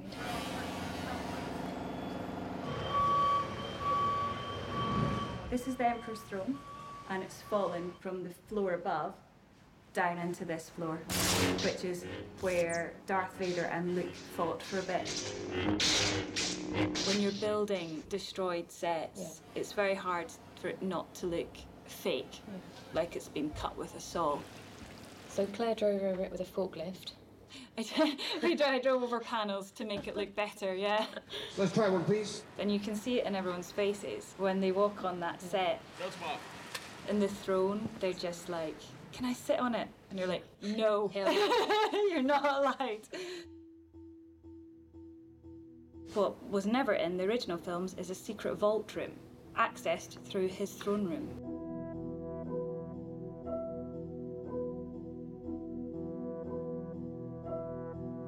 So we've taken a bit of liberty, so that actually it was always there, you just didn't notice it. The idea that she's so crazy powerful with the Force, you know, so quickly. For us, we always felt that there was a connection between her and something that would help explain some of these things. Obviously, you know, it needs to feel like she is really contemplating it, and that the need for revenge, it sort of overtakes everything else, which it does for a moment, and then she's sort of reminded of what it all means and what's at stake. Right from episode 7, from the scene in which Rey is interrogated by Ren, it's clear that they have a connection, that they understand each other, that they can literally read each other's minds. They're made uncomfortable by it, and yet they're both drawn to each other. Of course, episode 8 furthered it by creating the idea of Force connection, and I think what we wanted to do was complicate that and say, actually, their connection is deeper than that. We began talking about them as a mythic concept, which is in Joseph Campbell, which is the mythic dyad, that they're two parts of the same whole. And then finally, we began talking about how if the dyad ever came together, its power would be immeasurable. When we first read the script, I offered to JJ that we could do some wave effects. And at first he was kind of like, yeah, good idea. And then we showed him some tests. Wow. Beautiful. That's insane. That is amazing. That's so cool. There's 15 cannons there. I think that we would do them in... Yeah, we could let 5 go and... Exactly, and then we'd be filling up at the same time. That really is my favorite thing I've ever seen. It's like, Oscar, can you just come for a minute? Yeah. But I'm not in that... No, I just want you to just sit right there. Stand over there. That's incredible. Don, that's awesome.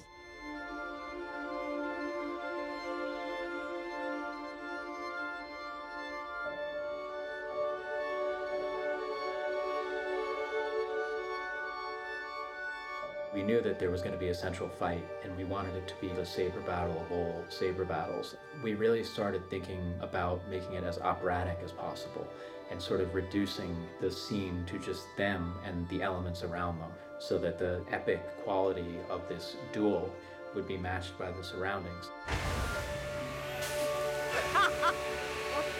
Girl, let's go. Come on, time to go. The fight felt so ferocious. It needed to be really full of like rage and incomprehension and all of that. Rey needs to go on her own very individual journey. That side of things doesn't involve Finn, doesn't involve Leia, doesn't involve Poe, no one else.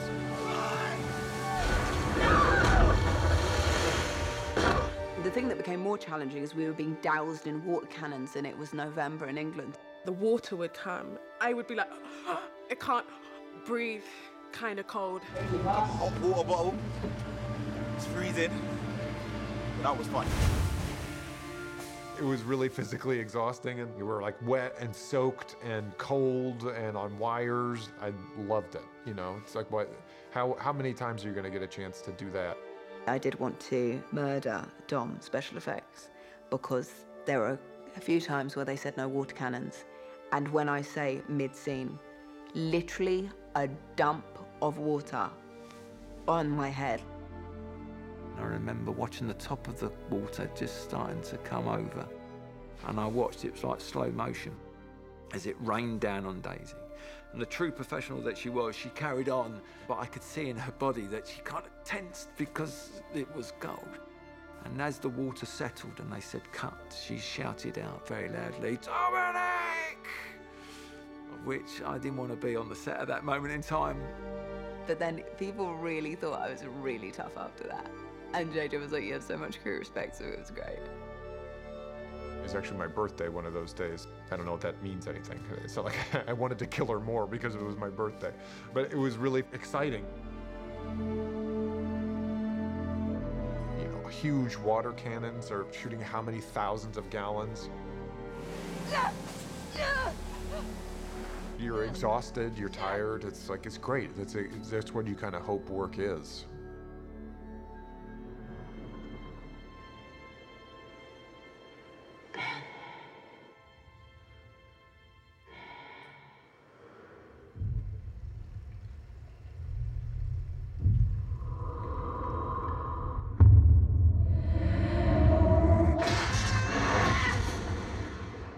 Kylo's journey really opened my imagination as an actor. Things had come to almost full circle with him. For the first time, someone had shown him what I think maybe he perceived as a huge act of generosity in spite of what he had done. Someone like kind of reached out when no one else had for a long time.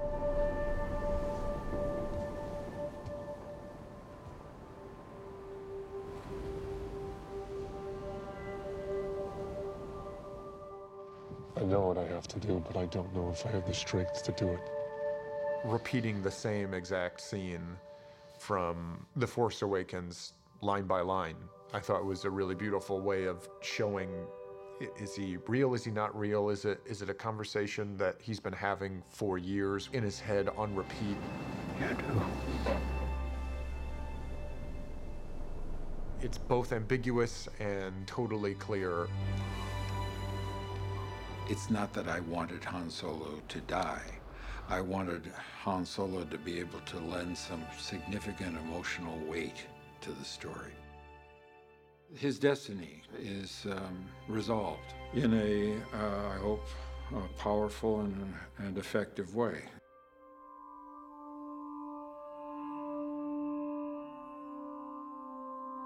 The theme of redemption is important, not just in Star Wars, but in life. I mean, no one's perfect.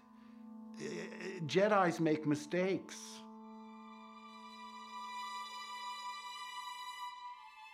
I think it's comforting, the idea that despite having done wrong, either intentionally or unintentionally, they're able to right those wrongs and be forgiven. It was probably nice for Mark to be more like the Luke of old, which I think JJ felt like he really wanted that. It was nice to feel, and even in the scene, to feel really comforted that, like, Luke Skywalker is here.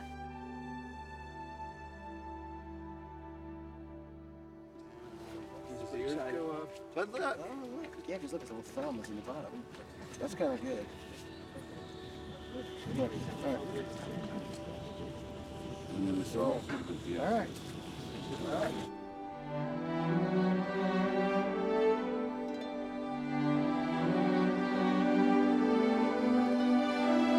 I wanted to find a way to show that Luke, even in death, was a Jedi Master who was helping the next generation.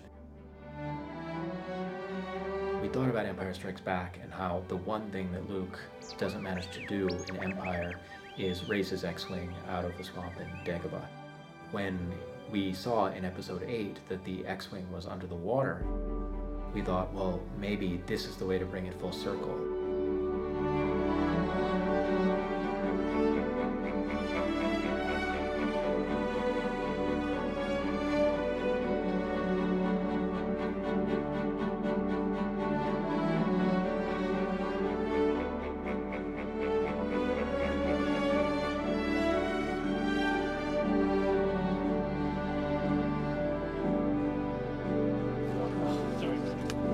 That's good? How about yes?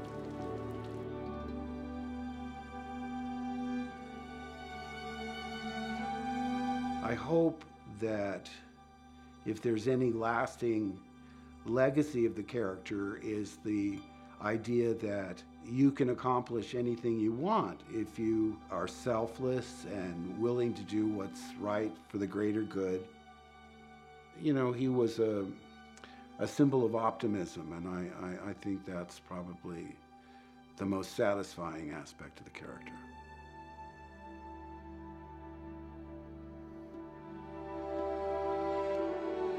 He's every boy or girl who yearns for adventure, who thinks this can't be all there is.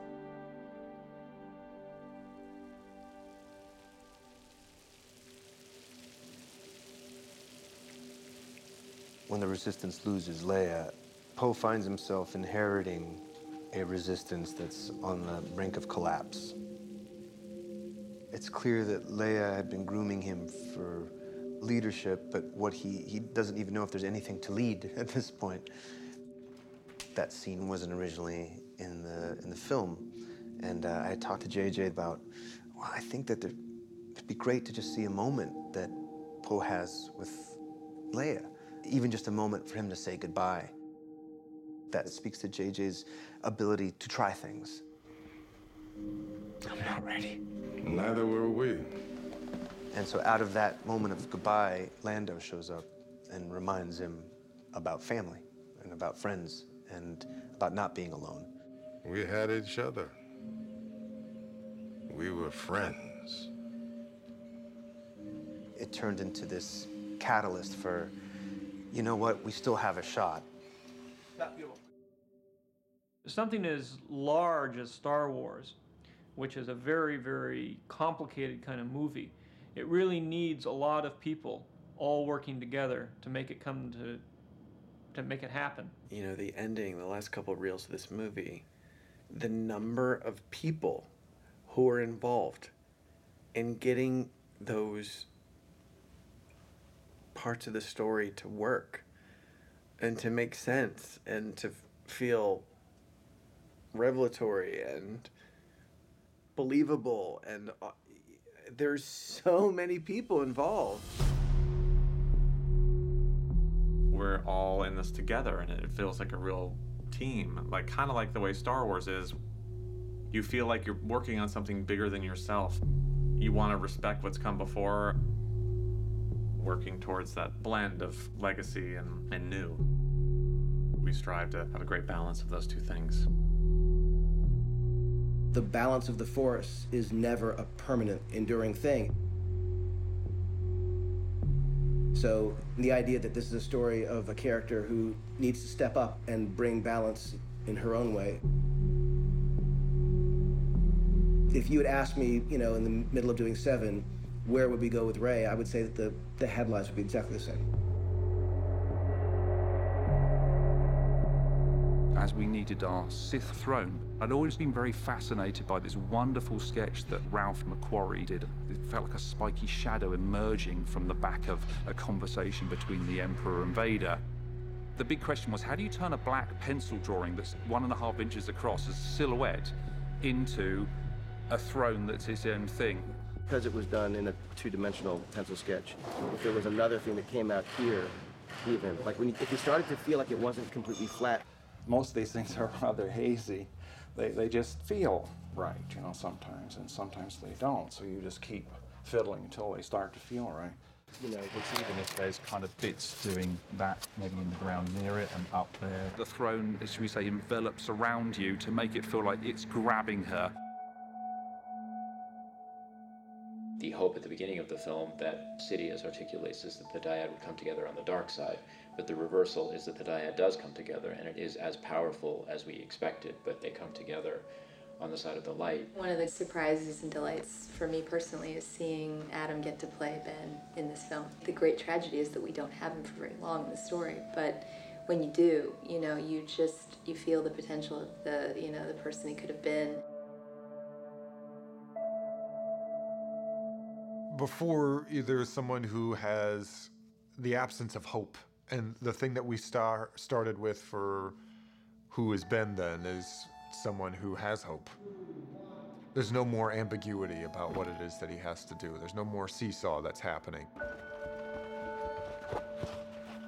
For the first time, someone who's never had the answer now finally knows his purpose or destiny.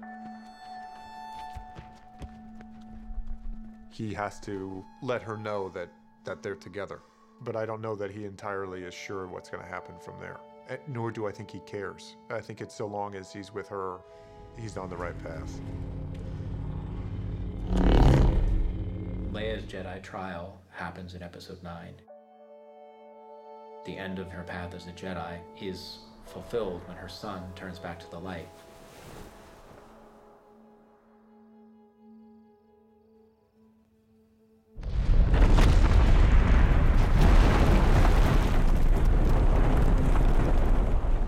have this crazy idea about doing a cavalry ground invasion on a Star Destroyer surface.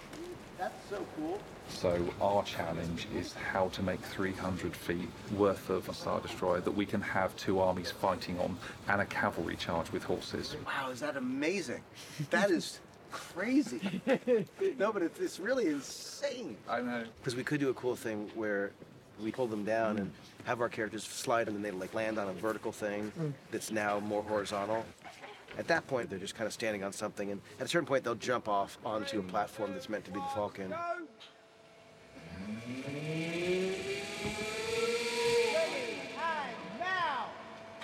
The idea of having humans and human-sized creatures ground invading a Star Destroyer was too much fun, an idea not to try. So we've been doing a lot of dynamic movements on this lovely beast here. It's like ballet on top of a all-back. Perfect. Yeah, that's it. You're just going to drop that left knee to the ground. Yeah. Yeah, and then go for a grab on the knee. I've never gotten shot before in a movie, so we'll see how it goes. Bang, banger. Go to it. One more? Bang. More importantly, just after she gets shot, she screams, Beaumont! Beaumont! Cover me! Come on!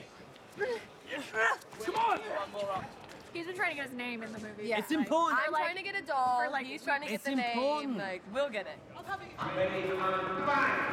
I always wanted this to happen. I always wanted there to be some form of a stormtrooper rebellion, which is something that I was quite interested in since 7. And it felt like JJ was going towards that anyway. It's gonna be sick. So it feels good to finally be here, to be on the horses. We've been training for this for a long time. I'm on the ground, making sure I blow everything up. Pose in the sky. Oh, airstrike, please. Here we go. And action. All wings, cover that lander. Watch those two on your tail. What really excited me on 7 was the idea that we would put cameras, fixed cameras, on CG X-Wings. Because if you really had an X-Wing, what would you do? Well, you'd mount the camera on, possibly on a wing, and you'd fly around, sort of recreating a practical way of photographing something, but inside the computer. Incoming ties. Flying along, good. Incoming ties. And when I showed it to some of the guys that had worked on the original movies, they were excited about what we were doing. Just keep doing the controls. What can we do against these things? They were saying that they were actually trying to do that when they were making 4. Red 2, standing by. It's so funny and nice to come back to it. I was looking for a kind of sailor's outfit, like an admiral. It's down to the orange jumpsuit again. Look at the size of that thing. Mr. Dennis Lawson, legend.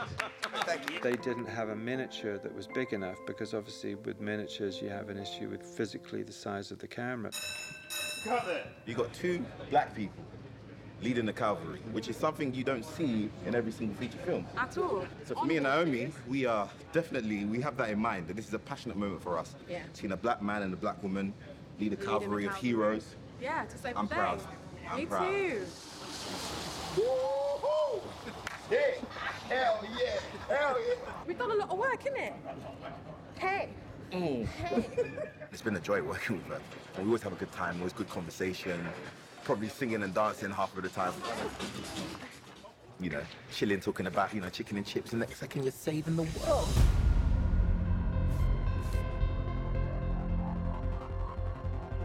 It's definitely the underdogs, the little guys, and certainly, a different thing than the Ewoks on Endor. But our new stormtroopers in red, this is the first time I'm actually seeing them, which is really, really cool. The idea that people of human scale can undo a machine of impossible scale definitely feels like it's a theme of this series. Each character on Exegol is really facing their greatest challenge. Teamwork. Teamwork is a big thing with this. And so it takes great courage for Rey even to enter that place. Similarly, it takes great courage for Poe to face off against the most dizzying array of Star Destroyers. And great courage for Finn to go off that troop carrier and charge, onto the surface of a Star Destroyer. Watch this. This is gonna trip you out, I'm telling you. Okay, here we go.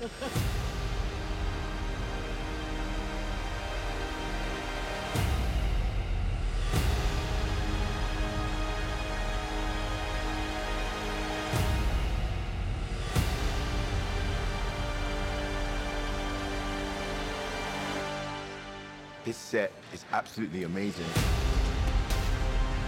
I'm glad that as an actor I can come on and see the environment, be in the environment, and interact with it.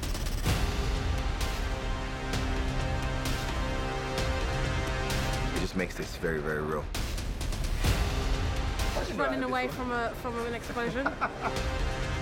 Just a little run with an explosion behind us.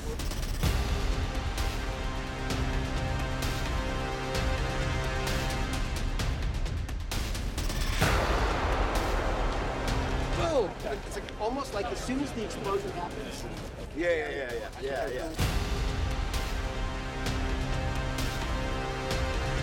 Through to the finish.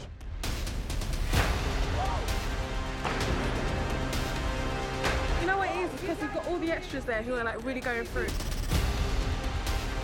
It's looking great. It's looking great. Once the crew kind of disappears and the shot starts, you feel like you're just there. Just go for it.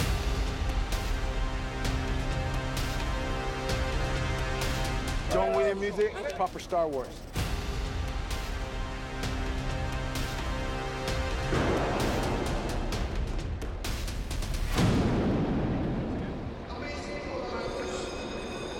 I felt that. You gotta see this. I felt it.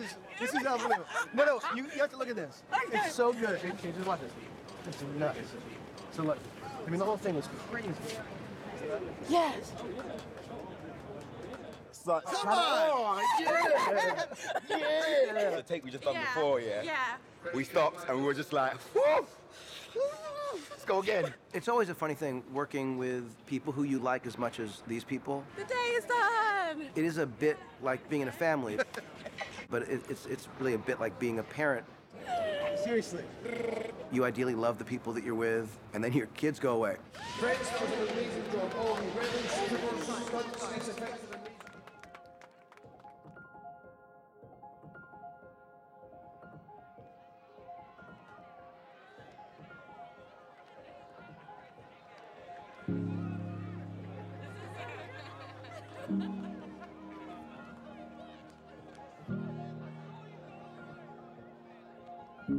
JJ and I were having a lot of trouble with the end of the film at one point in the process, and Rick Carter said to us, I think it's because you two don't want Star Wars to be over. You don't want the Skywalker saga to be over, so you don't really want to write it. And I think there was a lot of truth in that. You run in, you're like, Chewie!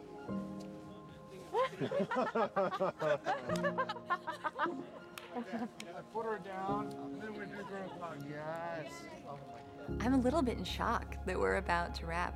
I feel so grateful and lucky that we have gotten this far, that our crew is so extraordinary, and to see what they've been able to achieve. And it's just getting sad to think about parting ways and saying goodbye. Background. Action.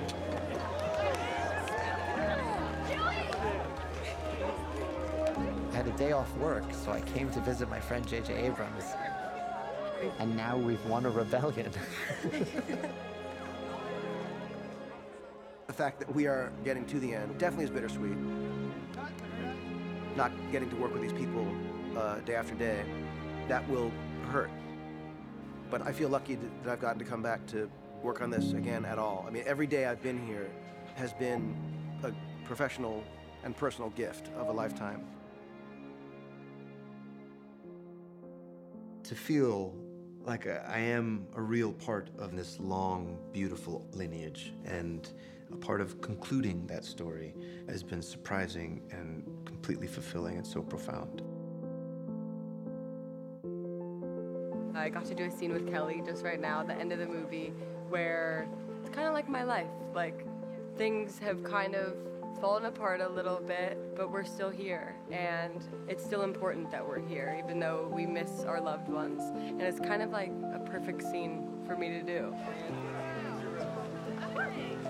It's nice. We're having a moment. This was so magical. I love Kelly so much, and it was such. Oh my God, that was so weird. Did you just cue her? I literally was like, I love Kelly. They said, what's the best moment? And I was like, it's this moment right now. That's so sweet.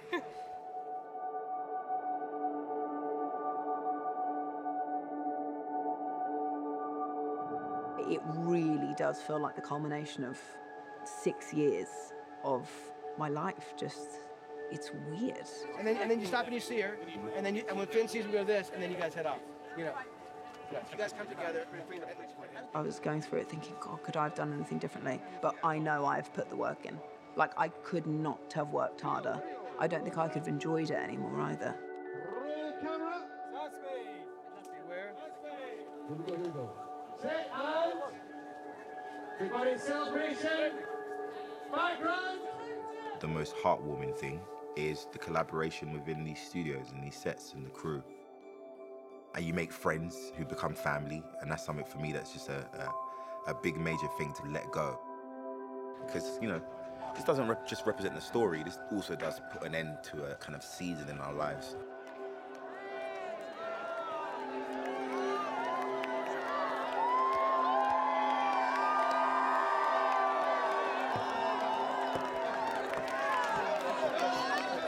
Thank you so much for all of your work and your patience and your focus and your dedication and the honesty and the camaraderie. I mean, all of it reads like you are this family. I cannot thank you enough from the bottom of my heart. So cheers. Thank you. That's a wrap. Thank you for watching. Thank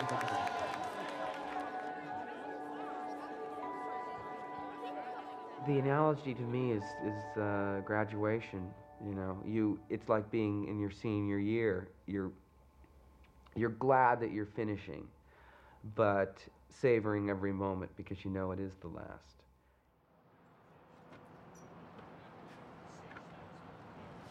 It's been a really fun project to bring Luke Skywalker's home back to life here in Pinewood Studios. JJ was really keen to be faithful to the originals and to have nice callbacks to them. There's a famous shot of Luke sort of leaning over it and talking to his aunt. And we want to try and get that same callback with Rey looking in over the shoulder. I don't like it! You're gonna love it! I don't like it, Eunice! I'm not naturally a hugely adventurous person. I defeated the Dark Lord, isn't that enough? It takes me a long time to get over things in general, fear in general. Oh, I really don't like it. It'll be alright. Alright. I really don't like it. That's it. With everything you just did, Behind the scenes, don't never show that bit. Never show that. This is horrible. Eunice came up and made a point, which is, this is how we met Rey on a sled. Obviously, I'd thought about it, but not really the cyclical thing of starting and ending a story in the same way. You know, it's genuinely amazing to see this. It didn't have a blaster hole in it the first time. This was the first set I ever saw out in Tunisia. And now here we are at the end of it all.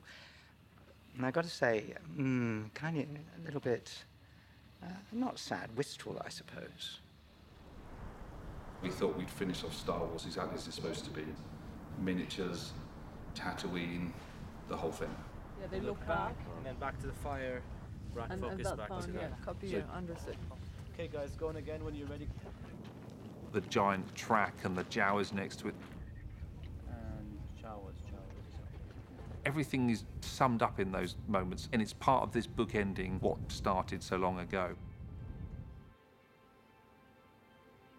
You want to make sure that you're ending the Skywalker saga in a way that feels fitting and emotional and gratifying. You know, the end of this saga has to feel surprising but also inevitable. When you look through it again, you think of course that's how it had to end. Of course that's where these characters had to go. Of course that's how we had to leave this galaxy.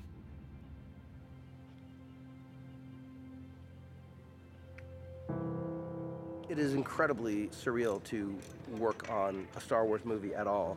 To work on a Star Wars movie where you're recreating the homestead where Luke was raised and, you know, on Tatooine is obviously as surreal as anything. It's going right to Luke's. Yeah, but also, look, double. See the other one? It's crazy, isn't it? The idea that Rey is there, it feels like, you know, despite everything we've seen her go through and all we've done, there is something about that feels primal and inevitable and really lovely. I think Star Wars uniquely in its mythology is about cycles of life and teachers, mentors, parents, children. It's got that generational aspect to it. There is this idea of the handing on of sabers and the handing on of a Jedi legacy. And so we have that, I think, as a generation that has inherited the characters and the stories. Just like in Star Wars, it's a privilege and it's a responsibility. Take your saber. Look at it. Doing it felt really emotional, because it's like a lovely emotional thing anyway.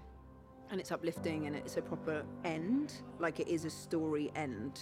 It's not tune in for the next episode sort of thing. Rey Skywalker.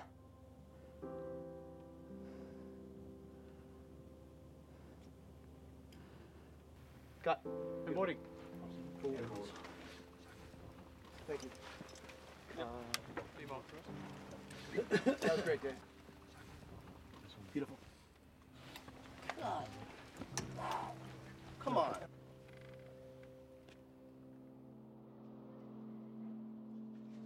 I think everybody recognized that there are giants whose shoulders they're standing on, and a story that's informing who these characters are. My young Jedi. I like these films. I like that I was there. We all realized that it would take more of these films to bring the story full circle. To see not just my character, but every last character that you've been introduced to since the very beginning find their destiny. It's exactly how it had to be. It just goes by so quickly once they're in and getting the shots and stuff. And then it's all still again afterwards, which is sad. Yeah, it's kind of sad that we have to tear it down. That's the thing about movies. I'm always like, really? We built this amazing thing and now we have to tear it down? For last time, ever. No, this is the last shot. Last shot for 3PO, last shot for me. So ends 44 years.